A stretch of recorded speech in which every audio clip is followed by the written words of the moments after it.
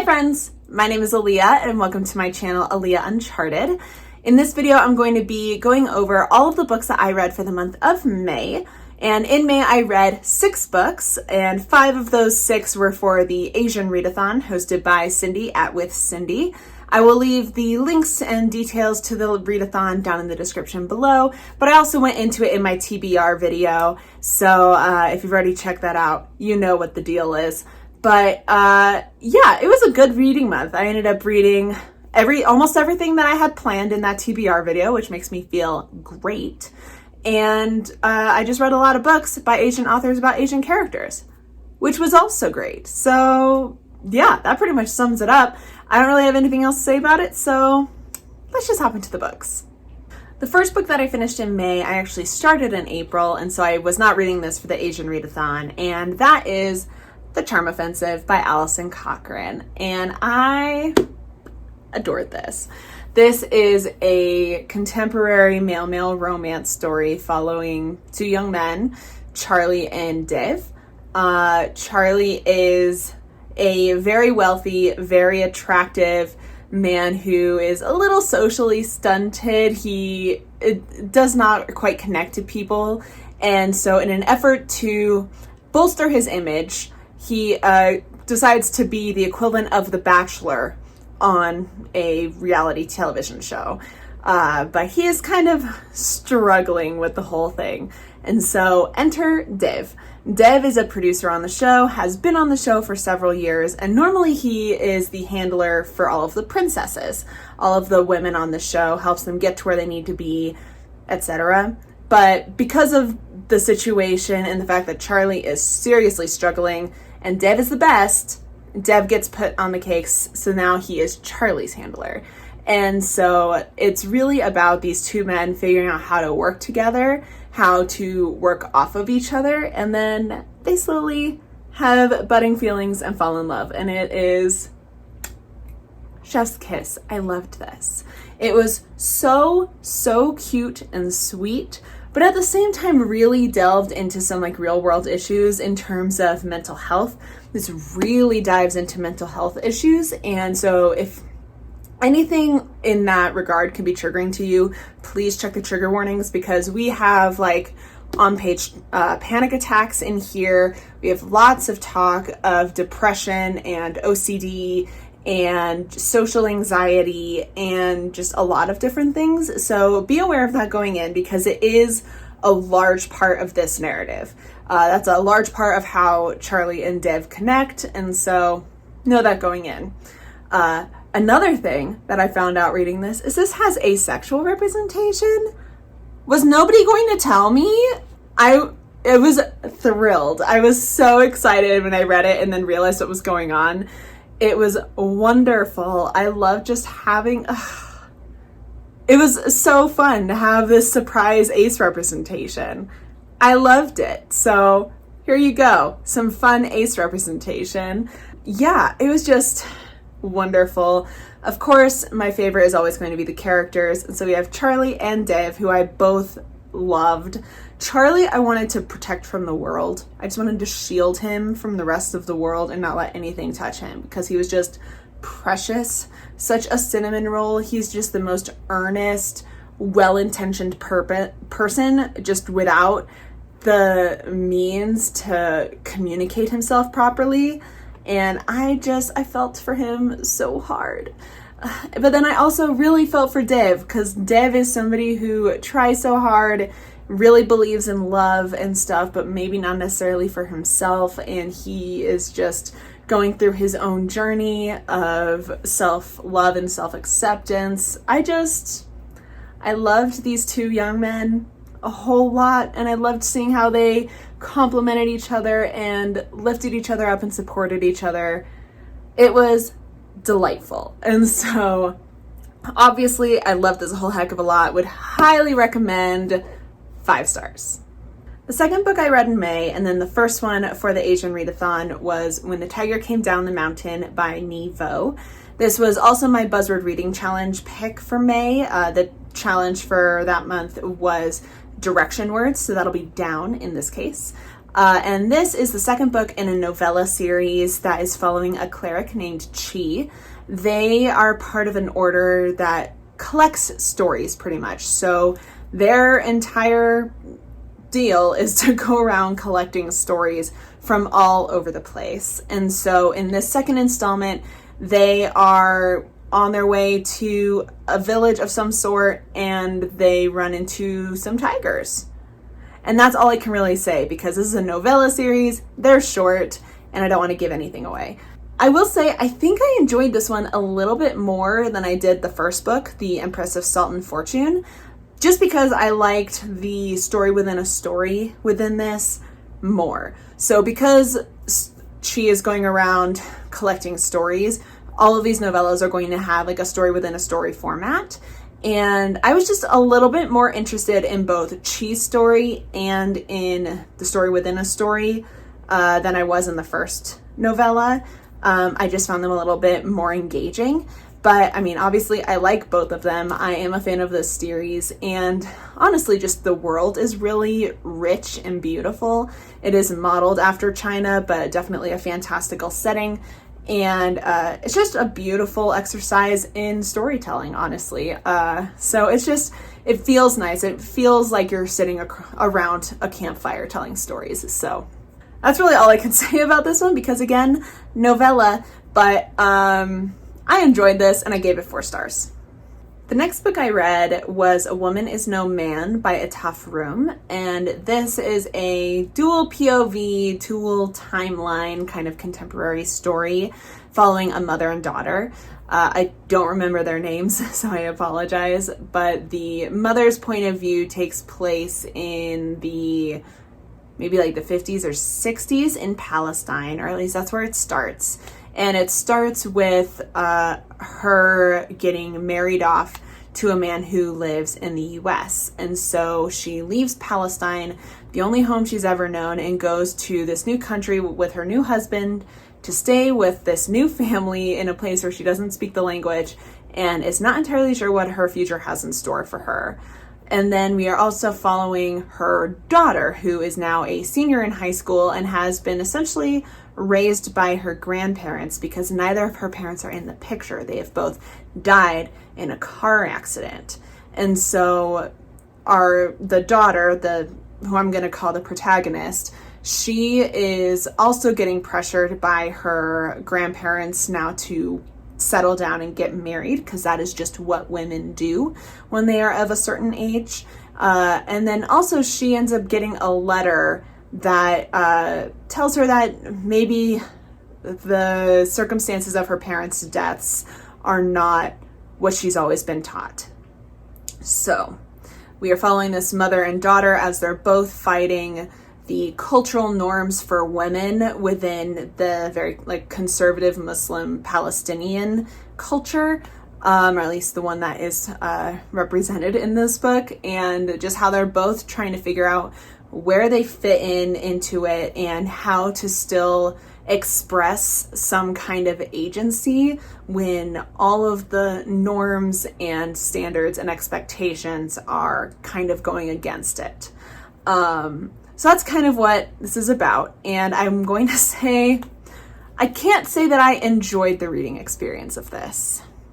This is one of those books where I can appreciate it on an objective level, but I did not enjoy reading this. And I think reading this made me really understand that I cannot really do books where you're just reading about women suffering.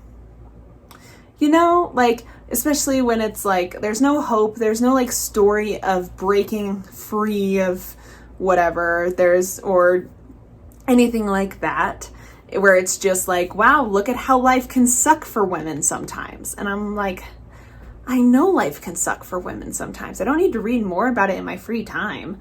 So I can appreciate and respect it for what it is, especially for just bringing certain things, or bringing insight to certain things, like how life is for Palestinians and Palestinian women, especially talking about the Nakbas and stuff like that. I always appreciate reading books with from Palestinian perspectives. But in this case, I didn't want to read about how things suck for women. I just don't. I won't say that this is a hopeless book, but it took a while to get there, and to be honest, the ending was not something I wanted to read. So, yeah, I think other people will like this a little bit better than me. This is definitely a little bit more on the literary side, which is not generally my thing. So, yeah, I gave this 3 stars. It might be more of a 2.5, which is a bit of a bummer because I actually read this for one of my 12 friends pick 12 books challenge from my friend Abby. She recommended this to me and I'm not feeling super hot about it, so sorry, Abby. But yeah, I don't know. I think this will be good for a lot of other people. Just not for me. I think I can't do this level of just suffering. Overall, I think well written and well thought out book, but it was just definitely not my taste. The next book I read was another 12 Recs from 12 Friends challenge selection, and that was The Sound of Waves by Yukio Mishima. This was recommended to me by my beautiful sister, and so I read it because this is a book in translation coming out of Japan, and it is a classic. So I know my sister read this in school, a lot of people have read this in school, and it was written in 1956 or something like that. It was written in the 50s. So it's a lot older. I had to go on thrift books for this. So this is pretty much just a classic star-crossed lovers kind of love story. We are following Shinji, who is a pretty humble fisherman on this small island off of the mainland of Japan. And then we also have Hatsue, and she is the daughter of the wealthiest man on the island. And so because of social and cultural expectations and standards, it doesn't seem likely that they're going to be able to be together. But this story is just kind of about their love and how they try to overcome those barriers so that they can have a life together. So this was an interesting read for me because it's been a long time since I've read a book that was written this long ago. I'm not usually somebody who reads a lot of classics, and they just don't generally read as my style of book. And I was reminded of that when I was reading this because this was not a bad book, just the style of storytelling was different, because this definitely read like somebody telling you a story, because there's a lot more telling than showing in this. And I noticed that mostly in the fact that there's not a whole lot of dialogue in this. There is some dialogue, but a lot of it was also Shinji went to go talk to this person to ask them about this thing, and then they told him this, and then he went to go down the hill or something. Instead of actually us seeing that exchange, they just told us that they had the exchange. It's a little bit different, but it made it a little less engaging, because I'm how am I supposed to gauge the relationship between these people if I don't see how they talk to each other and interact with each other, right? So that wasn't a thing that I wasn't a fan of that. I would have liked to see a lot more of the showing there, because I think it would have made the story a bit more engaging. I will say later on, in the second half of the book, it gets a little bit more interesting. So even without that, it was fine. And once I got used to it, it was fine. It's just not my favorite kind of storytelling technique. I do prefer to be a little bit more show and less tell.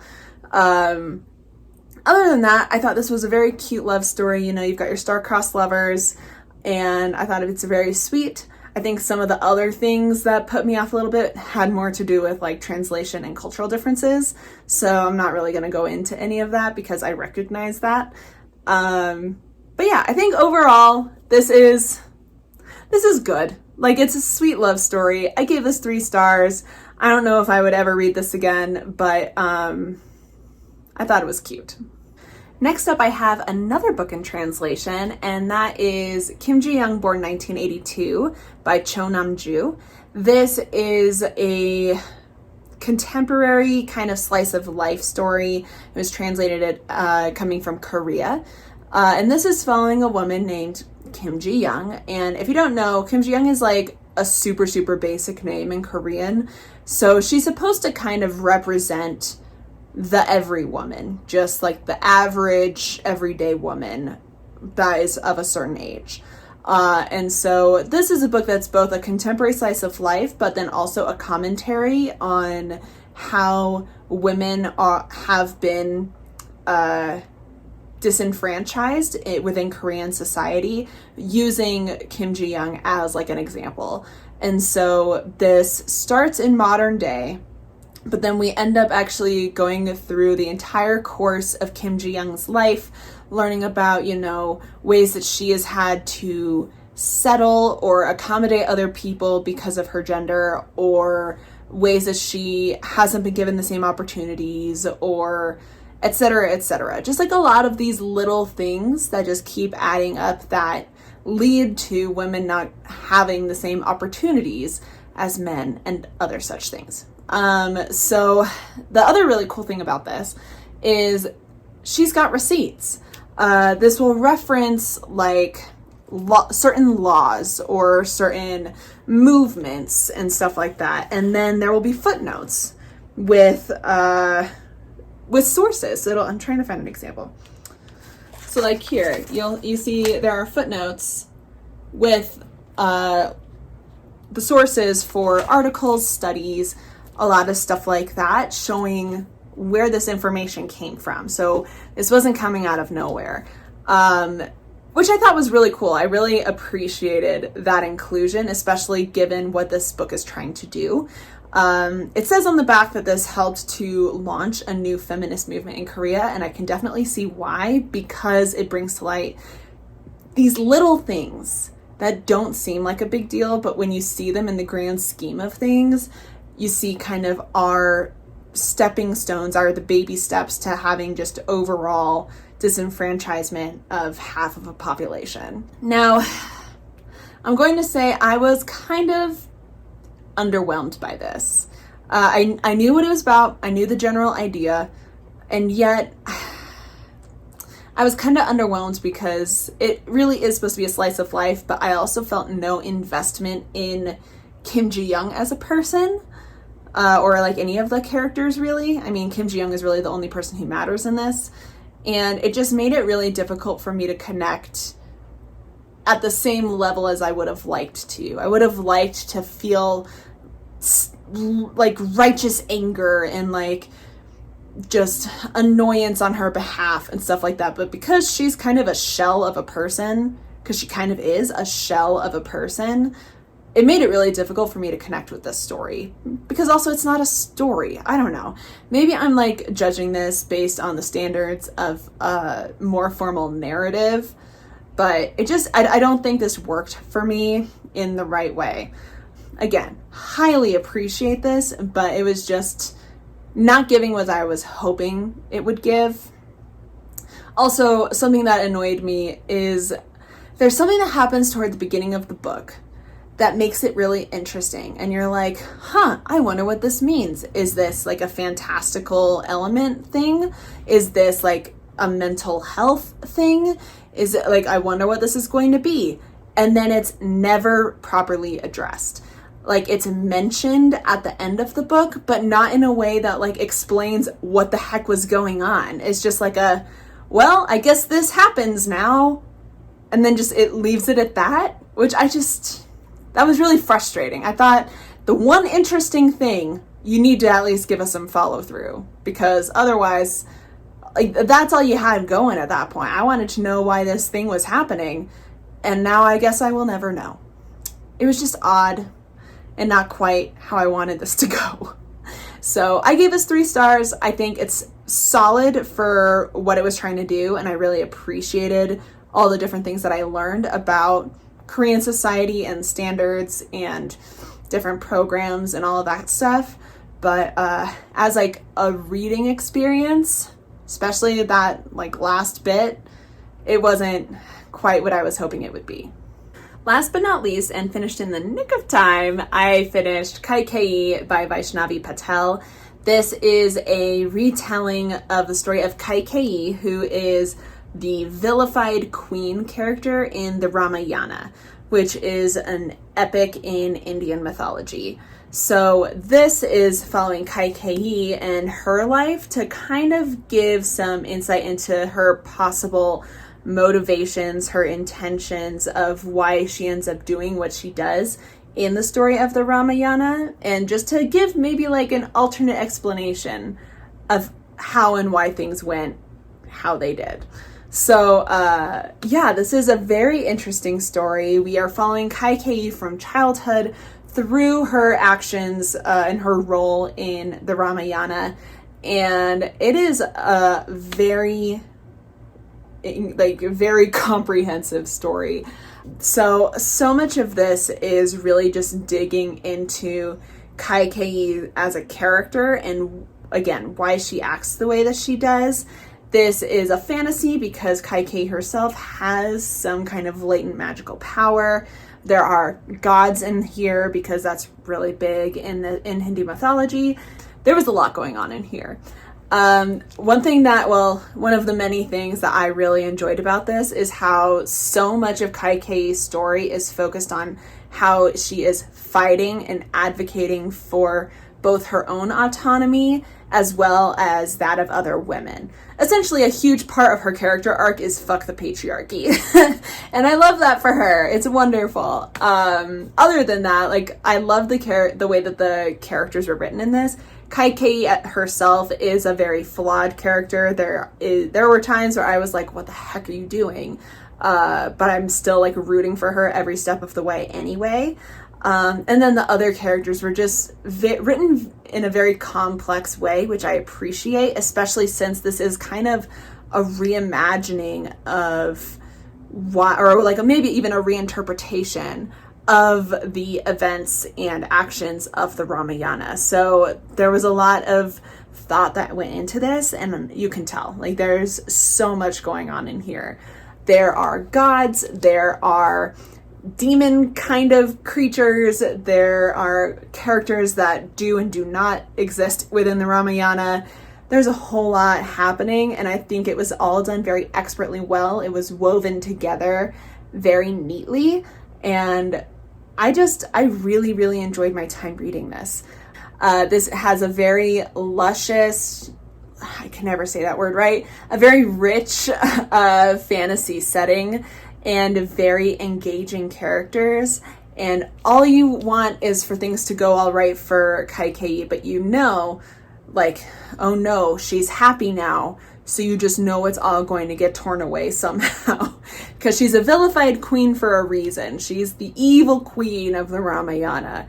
So, you know things aren't going to go very well for her, at least in some respect. So, this was very good. I cannot believe this is a debut. That kind of blows my mind. I do not know how this is a debut, but I think it was expertly crafted, and I highly recommend it. I gave this 4.5 stars, and now I need to thrust it on all of my friends. All right, friends, that is everything that I read in May. I'm feeling very good about it, honestly, because I had a couple like middle of the road average reads, and then a couple that I really, really loved. So I'm counting that as a win. I'm also feeling pretty good because I know I got closer to a few of my goals for 2022 with this month, and so we're just overall being a big old success over here. I would love to know, first of all, if you've read any of these books, what did you think of them? Do you agree with me or not? And or what was the best book that you read this month? I would love to know. So hop down to the comments and chat with me. While you're down there, you can hit that like button and go ahead and hit that subscribe if you want to see more from me. But other than that, that's all I have for you guys today. Thank you so much for stopping by and hanging out with me. I really appreciate it. And I'll see you in the next video. Bye.